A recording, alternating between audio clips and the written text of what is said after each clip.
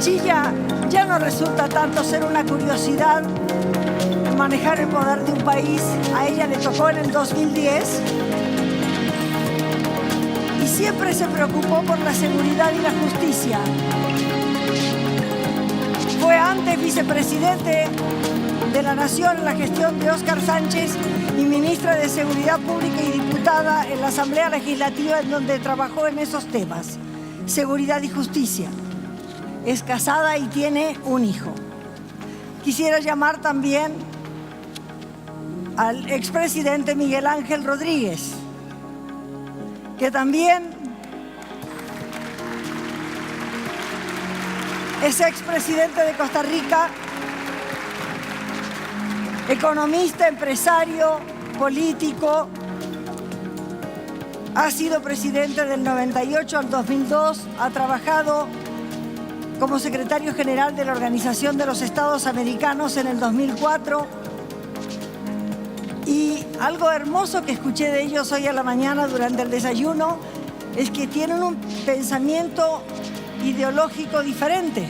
Fueron enemigos políticos muchos años y hoy los unió no solamente el ser expresidente, sino el poder trabajar juntos por un mundo mejor. Dejaron de lado esas ideologías.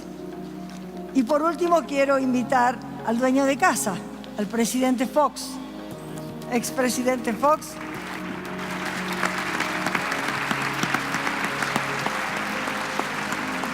que se crió en estas casas, debe haber estado corriendo por estas tierras.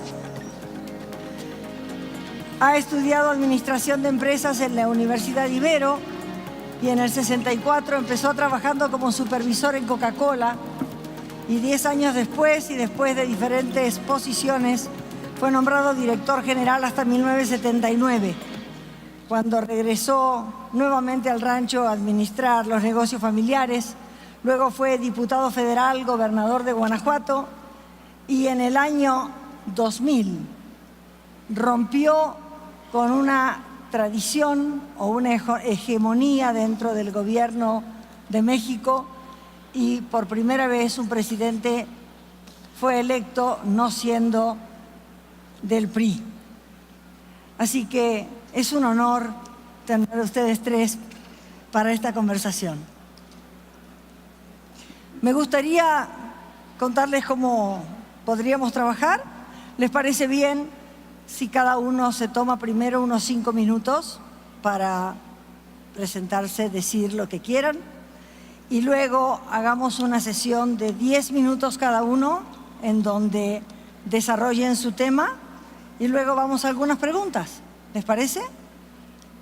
Pues sí, como un buen debate electoral. Exactamente. ¿Aceptamos? Aceptamos. Pienso que damas primero. Damas primero. Muy buenos días, muchas gracias, Elena, por acompañarnos y por tratar de organizarnos en este conversatorio. Siempre es un gran gusto no solamente compartir con los amigos de México, sino muy especialmente pues estar aquí con estos dos grandes queridos anfitriones que son Vicente y Marta. Se nos pide un poco tratar de traer algunas preocupaciones en torno a América Latina en una época de incertidumbre y frente a los retos de la innovación.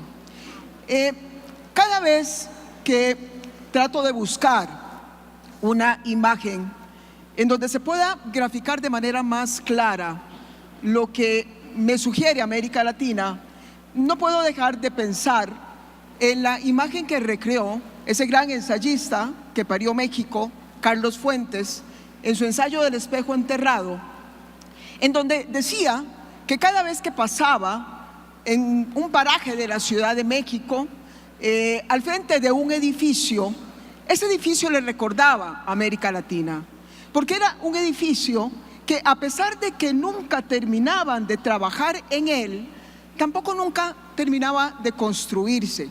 Nos decía Carlos Fuentes que de alguna manera así era América Latina, creciendo pero inacabada, con problemas en apariencia irresoluble. Yo diría que efectivamente, quizás es lo que más se acerca. Si ha habido un elemento característico de la evolución de América Latina, y lo encontramos en lo económico, en lo social, en lo político e institucional, ha sido el elemento de lo errático de la evolución de nuestro desarrollo.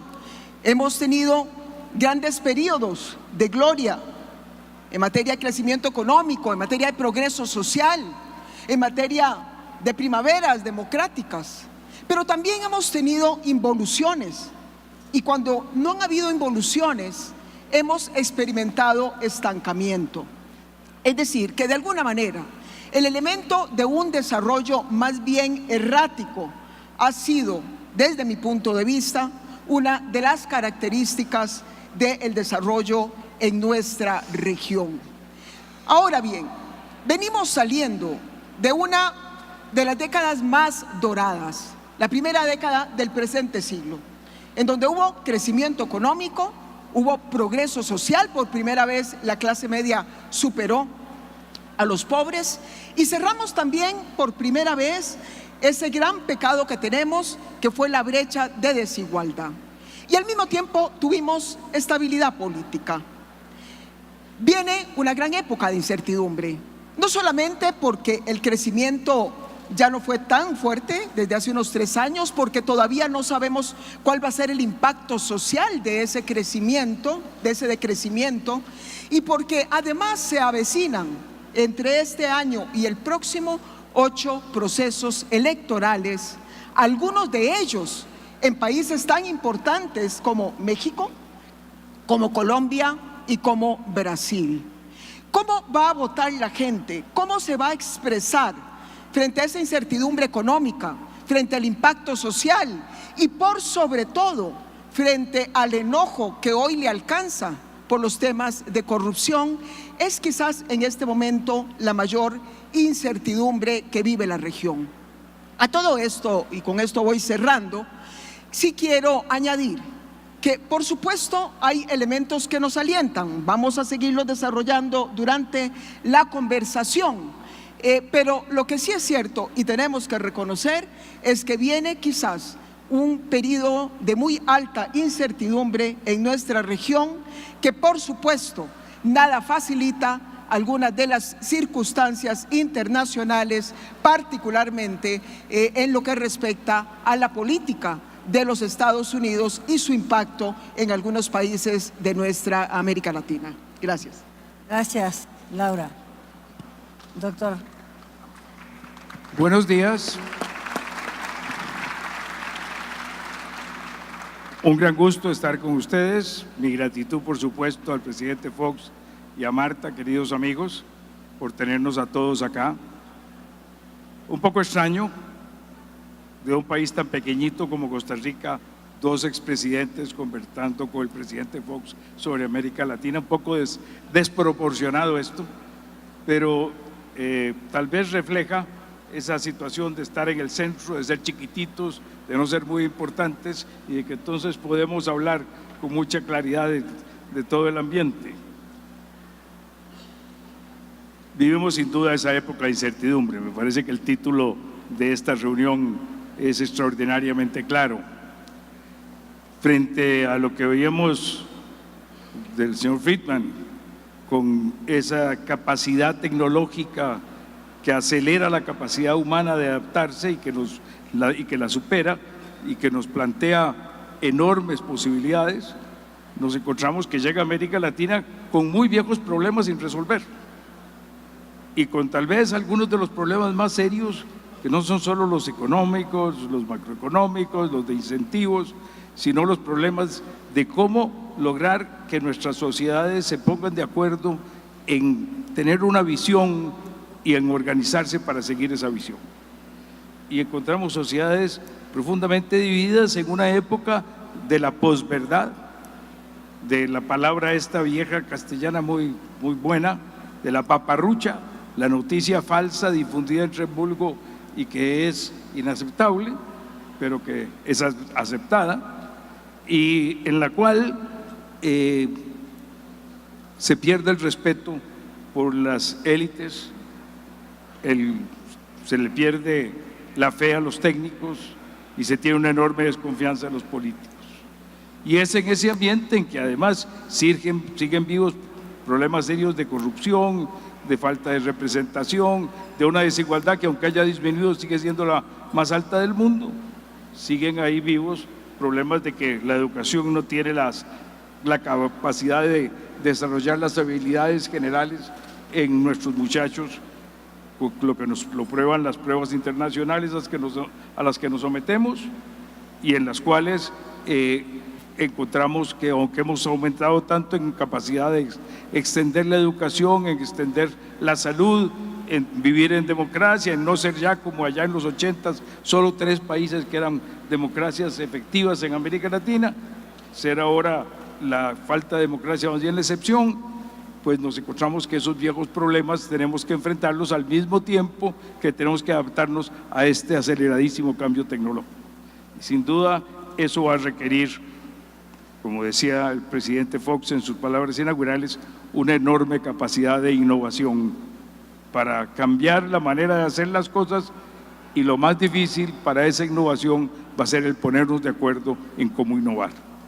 De manera que este tipo de eventos, presidente Fox, son muy importantes para que logramos ir construyendo algunas grandes líneas en las cuales podamos ir pensando que desde distintas familias ideológicas podamos ir enfocándonos en una dirección que asegure el progreso un progreso participativo, progreso en que todos podamos ir hacia una vida mejor en América Latina.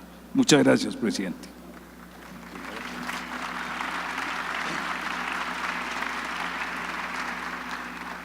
Sí, quiero tomar las palabras anteriores de Thomas Friedman en relación al caso de China, cómo su entrada a la Organización Mundial de Comercio provoca un efecto disruptor poderoso que se ve reflejado de manera muy importante en América Latina. En América Latina, el caso de México fue afortunado en cuanto a que logró crear un acuerdo de libre comercio con Norteamérica, con Estados Unidos y Canadá, economías potentes, mercados de consumo espectaculares. El caso de Latinoamérica más se vio impactado por esa decisión y ese crecimiento espectacular de la economía de China, que orientó buena parte de sus demandas de productos, de servicios, de recursos naturales hacia Latinoamérica, y le trajo a Latinoamérica una época de crecimiento virtuoso que alcanzó niveles entre 8 y el 10%, y fue una década que permitió reducir considerablemente la pobreza, crecer de manera importante las clases medias, pero yo tengo mis dudas si aprovechó todo ese recurso extraordinario que cayó en esos 10 años para hacer las inversiones suficientes en materia de educación, en materia de infraestructura y en materia de protección al medio ambiente. Y por esto es posible que la época de vacas gordas ahora venga un poco más limitado hacia adelante. Así que en el ámbito económico tenemos luces y sombras en América Latina y tenemos un gran reto: cómo mantener el crecimiento. Y creo que ahí la innovación y los cambios que se están dando son profundos, son de raíz, como me parece que es el caso de Brasil en este momento, en una lucha frontal contra la corrupción, contra ese cáncer que de alguna manera impide y limita el crecimiento, pero una vez extirpado ese tumor, me parece que Brasil puede volver a renacer con gran fuerza y volver a ser ese campeón del crecimiento que fue por un buen tiempo. Y de esta misma manera, quienes estamos afectados severamente por la violencia, por el crimen, por los carteles, estamos también en una lucha frontal, quizá tratando de controlar ese tumor también para poder extirparlo y poder liberar la fuerza creadora, la fuerza del crecimiento económico. Así pues, luces y sombras, igual en el término político y de gobierno. Hemos avanzado enormemente a partir de que Latinoamérica se deshizo de dictaduras, se deshizo de manera amplia de populismos y de demagogia y entró en gobiernos más responsables, más democráticos, más eficaces en materia de su tarea a realizar. Eso tenemos por un lado, pero por otro lado vuelven a resurgir los populismos, vuelve a resurgir la demagogia, vuelve a resurgir los gobiernos que engañan en el corto plazo, pero que perjudican gravemente a las economías y las naciones en el largo plazo. Entonces, la primera parte de la exposición es que tenemos ese reto gigantesco. Y por último, mencionar que si bien México es el que está en la mesa de las negociaciones con el Acuerdo de Libre Comercio, hay varias cosas que se van a derivar de ahí. Lo primero, un impacto directo a las economías latinoamericanas, porque mucho del éxito del Acuerdo de Libre Comercio en la parte mexicana viene de la mucha inversión que decidió venir a fabricar en México, venir a instalarse aquí, inversiones que vinieron de Colombia, de Perú, de Brasil, de Argentina, de Chile. Hay mucho de ello, o sea, el Acuerdo de Libre Comercio de manera directa está transfiriendo las ventajas y la bonanza hacia economías latinoamericanas. Pero indirectamente, la manera en que está siendo discutido este Acuerdo de Libre Comercio, la manera disruptora e innovadora en que está siendo conducido con propuestas totalmente diferentes y nuevas de parte de Estados Unidos, que si bien se reconoce una ignorancia económica y una ignorancia de cómo funciona la economía y el comercio, de cualquier manera, por ejemplo, el principio de que no puede haber un país que tenga superávit cuando el otro tiene un déficit. Tiene que nivelarse esto. Bueno, imaginen ustedes esta petición de Estados Unidos, que México tiene que reducir su superávit o Estados Unidos tiene que compensar su déficit, que Guatemala o Colombia o Perú, con quien negociamos, hiciera el mismo reclamo, o que México lo hiciera cuando México el caso es de déficit. No puede progresar acuerdos de libre comercio pensando en suma cero, en que uno gana y que el otro pierde. Los acuerdos de libre comercio son ganar, ganar, y por tanto cualquier cosa que suceda en esta negociación de este acuerdo va a tener un impacto latinoamericano.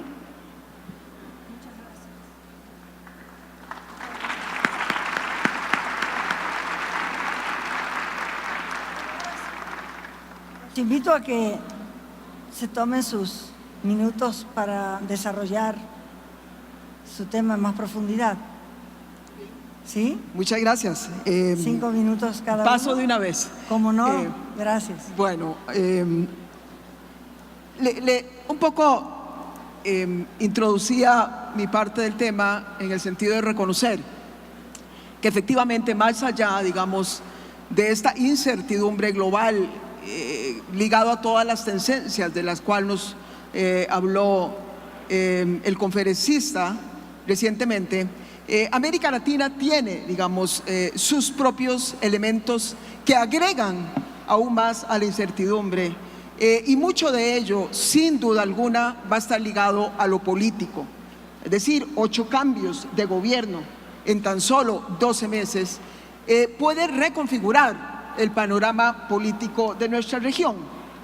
La semana pasada estaba con un grupo en el Brookings Institute reflexionando precisamente sobre estas tendencias, y de alguna manera la conclusión final era que iba a ser muy difícil anticipar hacia dónde finalmente los ciudadanos estarían enrumbando sus decisiones frente a las elecciones que venían.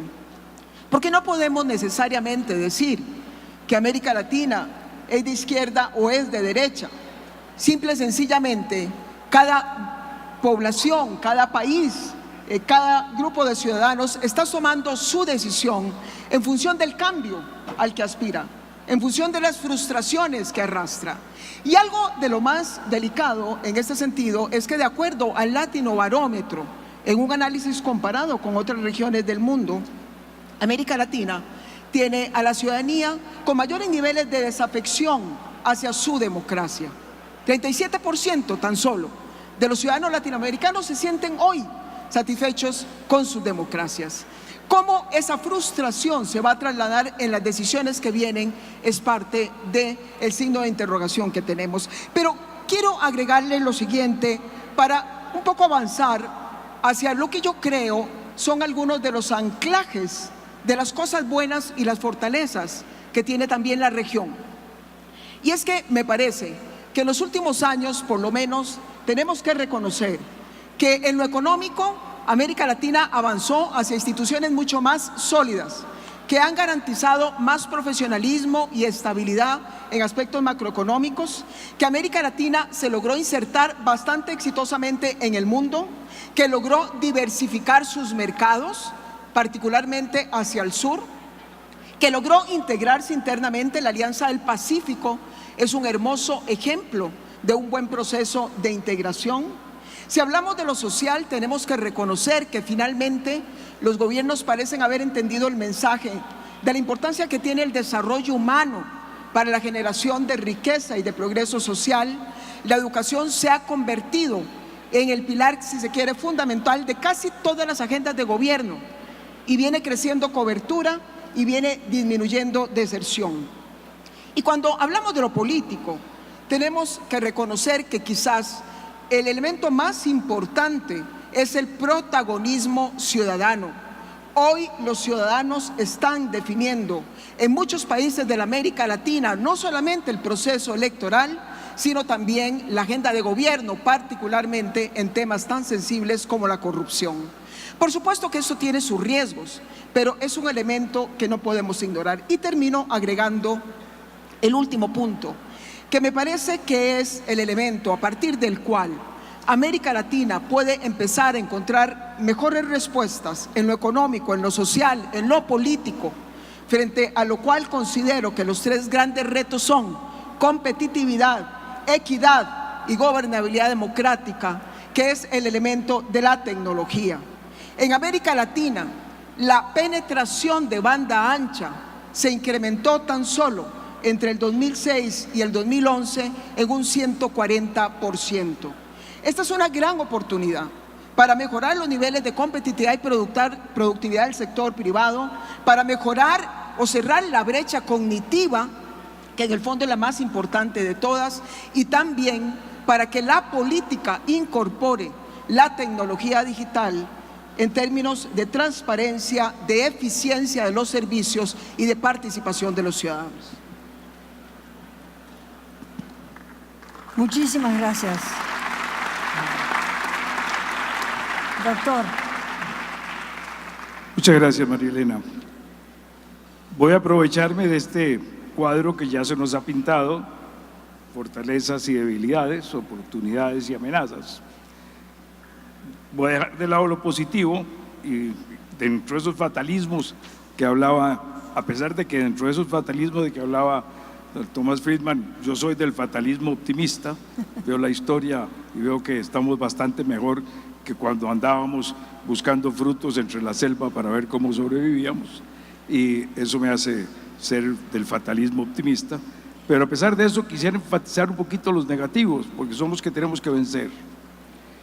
Entre los negativos señalo tres áreas que me preocupan internas, y no podemos dejar de lado lo externo. En lo interno, ese cansancio con la democracia, ese mismo Latinobarómetro de que nos hablaba doña Laura, muestra que estamos viviendo el momento de menor apoyo a la democracia en América Latina desde que se lleva la encuesta. O sea, se ha ido perdiendo, no solo es que es bajo, sino que se ha ido perdiendo. Y se ha ido perdiendo, y están surgiendo acá, como en el resto del mundo, mucho lo que yo llamo los sentimientos del hígado, la envidia, el resentimiento, más que los sentimientos del corazón, del amor o las actitudes de la mente para buscar soluciones racionales. Y eso hace mucho más difícil la toma de decisiones. En un cuadro en el cual, a pesar de que hayan disminuido las diferencias, como decía antes, se da una diferencia en la situación de la gente, que es normal, pero que por la magnitud que tiene, que ha tenido tradicionalmente, y por el sistema un poco feudal de la tradición de nuestra historia, no hay duda que crea una circunstancia en la cual la gente, una gran mayoría de la gente, siente que el sistema no es justo y tiene algunos elementos para decir que no es justo.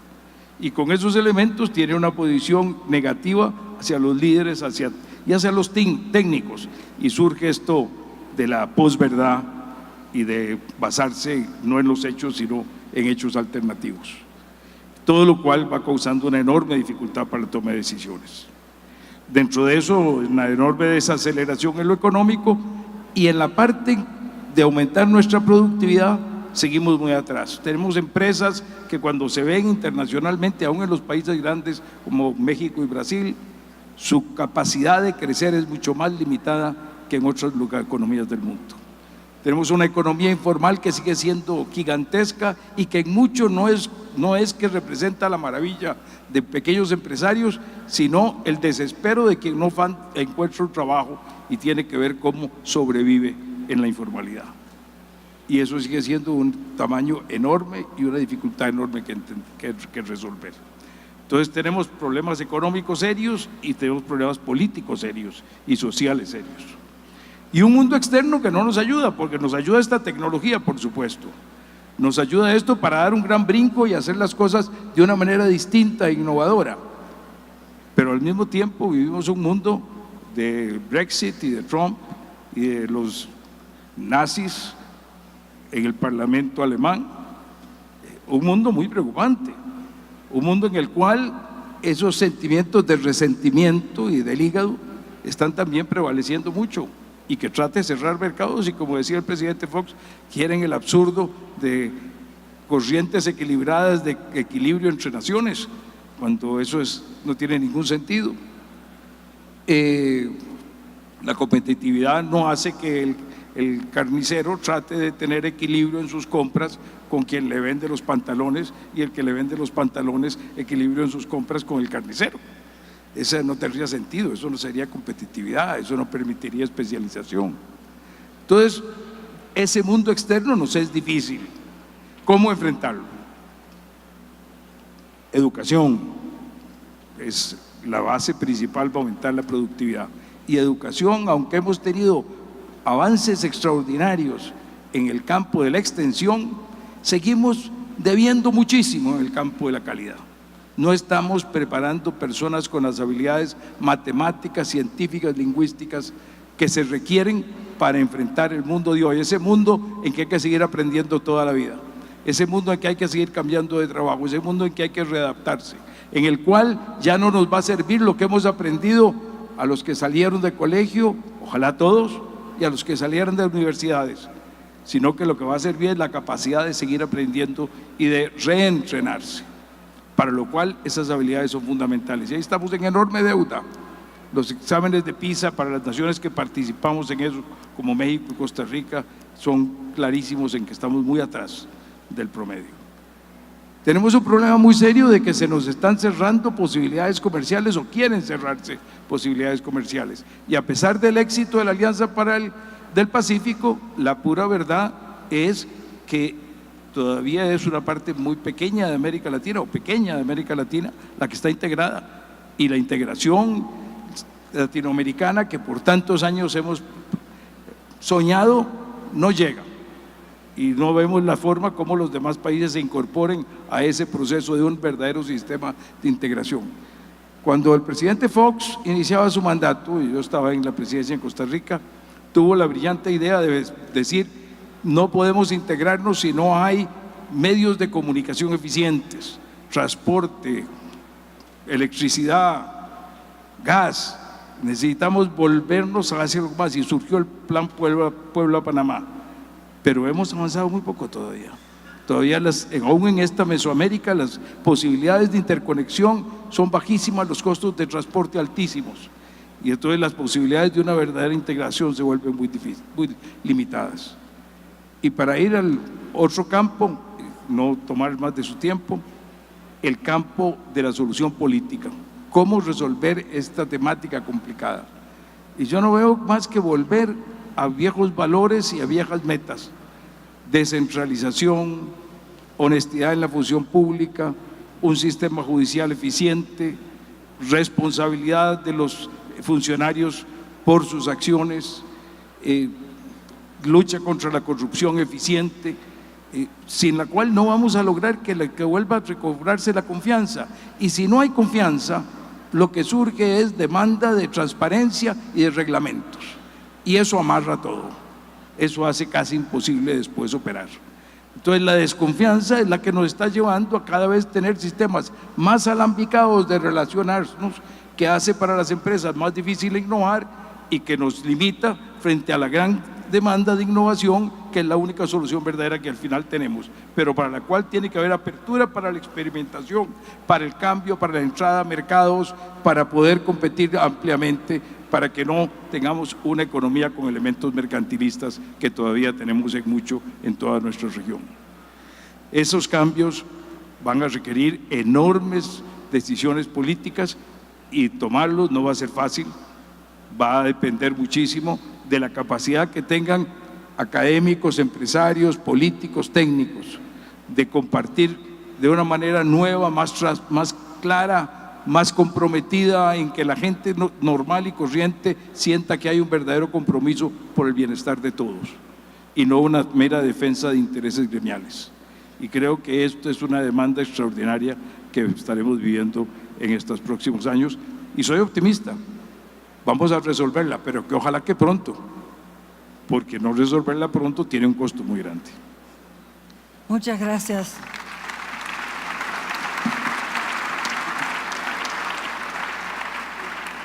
A ver, yo en alguna manera quiero ceder mi tiempo al grupo, a los colegas,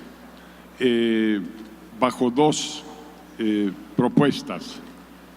Una, que me parece que el caso de España trae muchas novedades y como que siento que el propio gobierno quisiera que se callara el asunto de este terrible suceso de hace unos días, y que no es otra cosa más que nuevamente estas ideas globales que empiezan a surgir, que ya las mencionaba Tom Friedman, que tiene que ver con el aislamiento, tiene que ver con la construcción de muros, tiene que ver con retirarse de la Unión Europea, el caso de Inglaterra. Y cuando yo veo esas escenas, me recuerdan las escenas que vimos y que vemos también todos los días desde Venezuela. Y uno se pregunta cuál es la verdadera democracia, que ciertamente no lo es Venezuela en este momento. Pero se pregunta uno cuál es el derecho de separarse, pedir el divorcio, o el derecho de defender la unión y de estar ahí. ¿Qué tal si hubiera una votación? ¿Qué dicen los catalanes? Pero una votación que dicen todos los españoles. No sé, a mí me ha traído muchas reflexiones ese caso.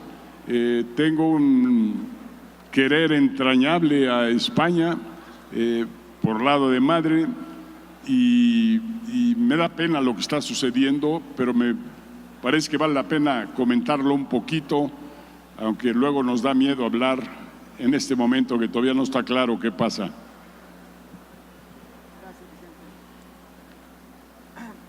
Bueno, tal vez lo importante, más allá de entrar en el análisis de cada uno de los casos en específico, me parece que por lo menos yo con mis, porque más allá de haber sido política, he sido politóloga y siempre me ha costado como delindar las dos cosas. Recuerdo cuando a veces estaba yo en medio del escritorio tomando alguna decisión y algún ministro se me quedaba viendo y me dice, ya puso cara de analista, ¿verdad?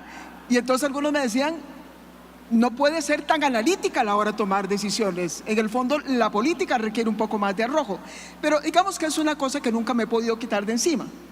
Y yo creo que lo que de alguna manera nos da múltiples casos que estamos viendo en este momento en todo el mundo, tú has señalado el caso de España, el caso de Venezuela, es la oportunidad de extraer algunas lecciones que, ojo, no alcanzan solamente a los gobernantes, no alcanzan solamente a la política. Si no entendemos que parte de la gran revolución que está ocurriendo de la mano de esa revolución ciudadana es que en el fondo todos estamos contribuyendo a definir los procesos, la cosa va a complicarse aún más. Y con eso tampoco pretendo como política quitarme responsabilidades, pero cada vez es más claro que los ciudadanos tienen un papel más relevante en definir el destino de sus naciones. Ahora bien, ahí lo que estamos viendo, en el caso particularmente de España, es efectivamente un deseo de un grupo de tomar una decisión que busca básicamente encerrarse más, dividirse más, un poco lo mismo que pasó en Brexit, un poco lo mismo que inspiró la votación a favor de Trump, un poco lo que nos advertía la unidad de inteligencia de la revista The Economist al analizar el estado de la democracia global de este año, que tituló La rebelión de los deplorables. Es decir, gente que siente que simple y sencillamente la globalización no fue una globalización de las oportunidades iguales para todos y que están reaccionando ante ello. Y entonces esto lo que nos habla es que hay tareas importantes pendientes, tanto desde el punto de vista de quienes tomamos decisiones para hacer que todos se sientan parte de los beneficios de esa globalización, pero también de parte de los ciudadanos que, teniendo acceso a la información como nunca antes la han tenido, puedan de alguna manera hacer un esfuerzo por alfabetizarse digitalmente, por utilizar la tecnología como un puente y no como un muro, para poder escuchar a otros, para poder enriquecer el debate público y no para encerrarle entre los mismos de mi tribu. Y entonces siento que ahí el caso de España es un ejemplo más de eso. Es un ejemplo más en donde no pareciera ser la mayoría necesariamente de Cataluña, mucho menos de España, pero que están conduciendo al país a un escenario verdaderamente lamentable. En el caso de Venezuela, la lección que yo extraigo fundamentalmente es que las instituciones cuentan. Y entonces esto me retrotrae a la cultura política latinoamericana, en donde muchas veces votamos creyendo que El Salvador es ese hombre fuerte o esa mujer fuerte que va a definir un poco el futuro de la nación. Las instituciones cuentan. ¿Por qué comparemos? Miren ustedes, tenemos un liderazgo de corte populista en Estados Unidos y hemos tenido liderazgos populistas en América Latina siempre. Es más, se ha convertido en nuestro mejor producto de exportación, ¿no les parece? ¿Verdad? Lo hemos globalizado. Pero en América Latina, el caso más reciente de populismo que tenemos es el de Venezuela. Llegó el populismo y el pueblo y la democracia no pudo nunca más salir de él. Se quedó para siempre.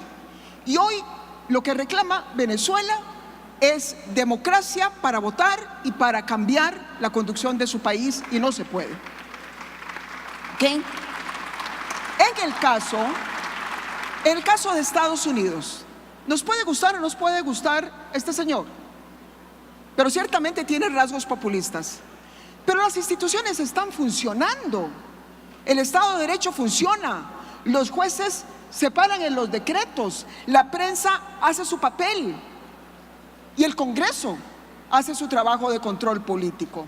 Entonces, en tanto no invirtamos en nuestros países en el fortalecimiento del Estado de Derecho, que es uno de los temas pendientes, y en una cultura política mucho más arraigada, que le diga a los ciudadanos que sí, que claro, hay derechos, pero que también tenemos obligaciones, me parece que vamos a estar condenados a diferencia de Estados Unidos, que en algún momento saldrán del señor Trump, sea ahora, en la próxima elección, o sea en 4 años más. A diferencia de Estados Unidos o de algunos países europeos, pareciera que en América Latina, cuando llega el populismo, estamos condenados a muchos años más de desgracia y sufrimiento. Gracias. Muchas gracias. Miguel Ángel, danos un comentario sobre el tema. Muchas gracias, Vicente. Me parece que es muy importante el tema de hasta dónde descentralizar, cómo descentralizar y cómo manejarlo. Y es un tema de equilibrios, de sentido común, de racionalidad, de analizar los casos en las circunstancias que cada vez se dan. Sabemos que centralizar las decisiones impide la innovación, impide el cambio, dificulta experimentar, aleja las decisiones de las personas que van a sufrir sus resultados. Sabemos que descentralizar hace perder controles, y en un medio como el latinoamericano, donde ha habido tanta corrupción por tantos años, fomenta en muchos casos la corrupción, que no siempre está concentrada en los niveles más altos, sino que muchas veces está en los más bajos niveles de mando, donde es muy difícil el control y donde tiene un efecto incluso a veces peor sobre la vida de los ciudadanos, sobre la fe de los ciudadanos. Entonces, este equilibrio hay que estarlo buscando permanentemente, y no es una fórmula que una vez que la encontramos tenemos una regla de oro para quedarnos con ella para siempre. La historia, la experiencia nos va a hacer estar siempre en ese proceso. Antes ese proceso se daba por la conquista militar. Vienen los germanos, destruyen el imperio romano, surge el feudalismo y se cambia la centralización por un montón de iniciativas. Vienen la posibilidad de la necesidad de armar ejércitos fuertes, surgen las naciones, se arman las naciones y vuelve el centralismo. Viene el final de los reyes y viene una búsqueda de nuevo de centralismo, de descentralización e ir a las comunidades. Es un fenómeno dinámico que va a estar ahí en la historia, que se va a estar dando. Y es uno de los fenómenos importantes de las decisiones y del diseño institucional para tener un mejor diseño. Entonces, ese equilibrio de tanta descentralización como podamos para que las decisiones estén cerca de la gente, tanta centralización como necesitemos para poder tener un Estado fuerte que garantice el Estado de Derecho y nos defienda de los actos indebidos y establezca reglas generales de conducta para todos los funcionarios. Es una tarea permanente y no la vamos a resolver, creo yo, con todo respeto al presidente Rajoy, mandando a la policía los días de que se hacen elecciones. Así no la vamos a resolver. Es con diálogo, es buscando soluciones. Y eso es una verdad para América Latina, porque yo creo mucho en lo que decía el señor Friedman. El tema de la comunidad es un tema fundamental para encontrar la solución a las circunstancias que estamos viviendo y a esta disparidad entre el cambio tecnológico y la capacidad humana de adaptarnos a él. Y en eso tenemos mucho que avanzar los latinoamericanos. Y debo confesar que en ese es uno de los campos en que mi país, Costa Rica, está más atrasado en América Latina, en el campo de la descentralización local y la fuerza municipal, que es algo que creo que tendremos que seguir construyendo. ¿Te parece, doctora, que dejemos a nuestros dos invitados, porque nos quedan como 5 minutos, que nos den el resto? Nos den el resto, nos platiquen más. Nos quedan 5 minutos. Si se te quedó algo ahí o a ver, ¿tienes tú alguna pregunta, doctora? Yo tengo alguna pregunta escrita por aquí que me gustaría hacerles. Porque se quiere escapar. Se nos quiere escapar. ¿Qué decisiones serían fundamentales hoy en los gobiernos de Latinoamérica para impulsar el trabajo y acelerar el proceso de salida de la pobreza, el populismo y la demagogia?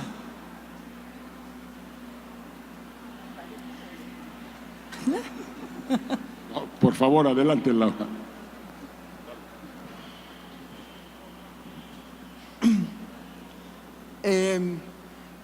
Sí, vaya, es una pregunta obviamente importante.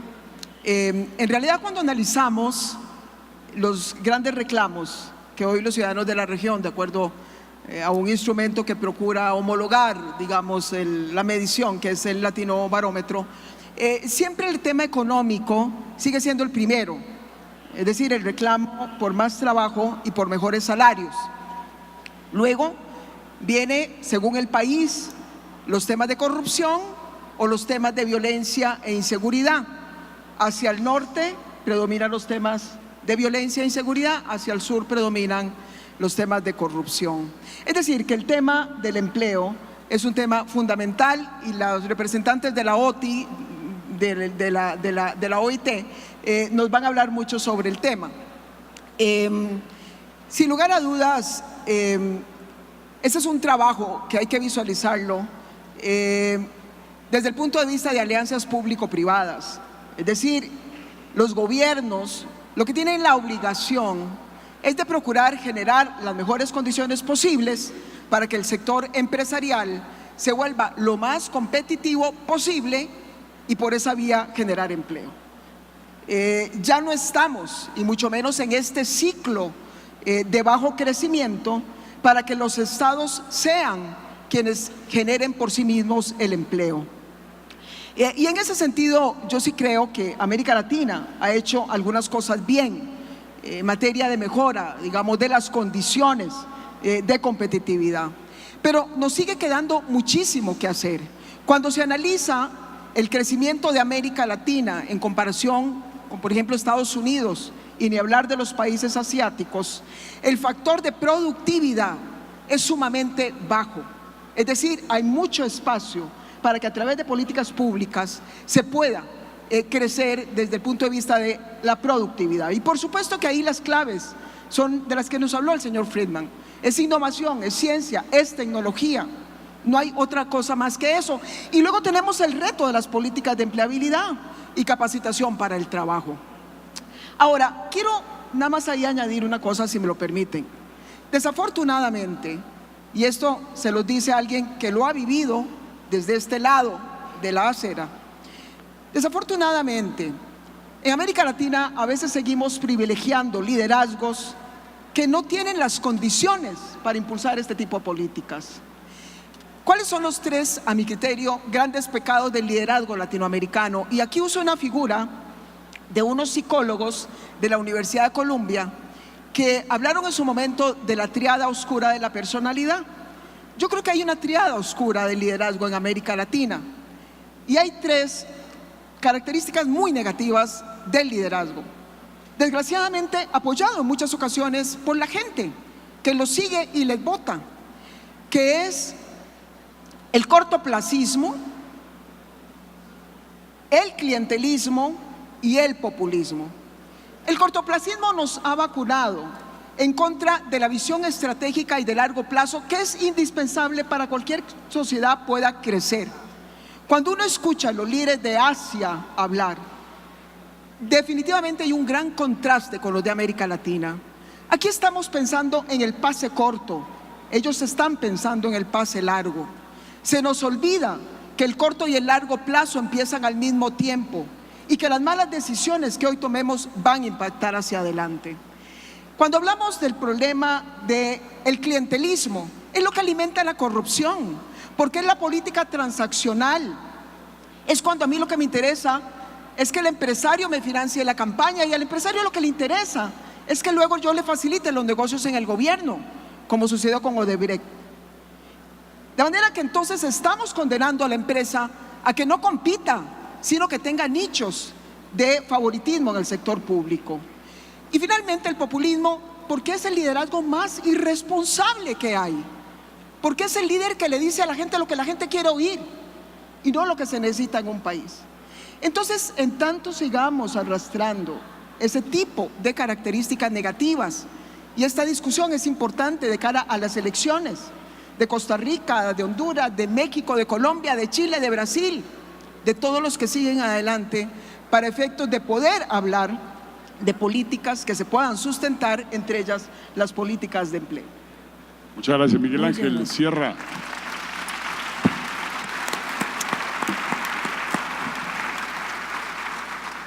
Gracias, Vicente. Yo creo que Laura nos planteó muy claramente estos temas de personalidad en la escogencia de los líderes. Sabemos en el campo de la economía, sabemos que en economía necesitamos aumentar el ahorro, que eso requiere reglas claras, la gente para ahorrar y para invertir requiere poder hacer planes de mediano y de largo plazo. Sabemos que para aumentar la productividad necesitamos habilidades en los trabajadores. Sabemos que las empresas no pueden crecer si no pueden contratar personal de alto nivel capacitado para su crecimiento. Sabemos que las personas que van a ser pequeña empresa no van a salir adelante, van a quedar en una economía de subsistencia si no tienen capacidad y habilidades para adoptar los conocimientos. Sabemos que se necesitan esas cosas. Implementarlas no es fácil, porque es enfrentarnos con intereses de monopolios, es enfrentarnos con intereses de gremios, es enfrentarnos con intereses de la incomprensión de muchos sobre lo que es realmente beneficioso para el consumidor. Y muchas veces el consumidor es el gran olvidado en la discusión de la economía, cuando es el centro y el objetivo. La economía es para consumir, no para producir. El comercio exterior es para importar, no para exportar, pero siempre lo pensamos al revés. La exportación es para poder importar, producir es para poder consumir. Al final lo que importa son los seres humanos y a esa situación nos es a veces difícil de manejarla. Pero además de eso, además de las dificultades en ese liderato, las nuevas condiciones nos obligan a los cambios, aunque no tuviéramos los problemas que traemos. Esta necesidad de estar recapacitando a los trabajadores y a los gerentes y a todos los técnicos, esa capacidad de reentrenamiento implica un tipo de educación distinta. Y además las técnicas de entrenamiento y recapacitación que han seguido los países más desarrollados, que las han venido experimentando Estados Unidos, en Escandinavia, en Francia, han sido de muy poca efectividad. Ha faltado un análisis claro de cuáles son los sectores de mercado que realmente están creciendo y ahora se mueven todavía más rápido, cambian más rápido. Ha faltado conocer que los trabajadores que necesitan ser recapacitados muchas veces no tienen las habilidades básicas para poder ser recapacitados y no se les da programas de capacitación, de mejoramiento para que puedan hacer la recapacitación. Ha faltado destinar suficientes recursos, algo que es muy importante, pero hay cambios que se están dando. Las universidades con cursos masivos cortos, empresas nuevas que nacen para dar cursos masivos cortos, empresas para acreditar la calidad de los programas que se están dando cuando ya no son las empresas las que capacitan por sí mismos. De manera que hay todo un cambio que viene ahí adelante. No solo existe inteligencia artificial, existe inteligencia remota. Algún día en un pueblecito de este estado alguien va a poder manejar un robot que está limpiando una habitación en el Waldorf Astoria y eso va a permitir que la exportación no tenga que ser ni siquiera de ir en la migración ni de mandar el objeto. Tenemos cambios muy importantes, pero necesitamos que la gente tenga la capacidad de adquirir esas habilidades. Para mí ese sigue siendo el problema más complicado, pero más importante, pero el más complicado, vuelvo a repetir y con eso termino, y disculpen mi insistencia, es recuperar la confianza entre nosotros. Si no logramos recuperar la confianza entre nosotros, vamos a ir tratando de reglamentarlo todo, de tener regulaciones para todo, vamos a ponerle una tapa, una lápida insuperable a la innovación y al cambio. Y eso tenemos que superarlo, y solo recuperando la confianza entre los seres humanos. Muchísimas gracias. Bien, si me permiten solo recalcar que esta es la nueva generación de presidentas y presidentes o expresidentas y expresidentes latinoamericanos. Somos muchos que ya no nos escondemos, que ya no huimos, que ya no robamos. Nos dedicamos a trabajar por Latinoamérica, a trabajar por México, a trabajar por el continente, a trabajar por el mundo. Realmente los tiempos han cambiado en América Latina y esta es una muestra clara y palpable de ello. Muchísimas gracias, Laura, muchísimas gracias, Miguel Ángel, y muchísimas gracias, doctora. ¿Listos? Gracias a ustedes. Muchísimas gracias.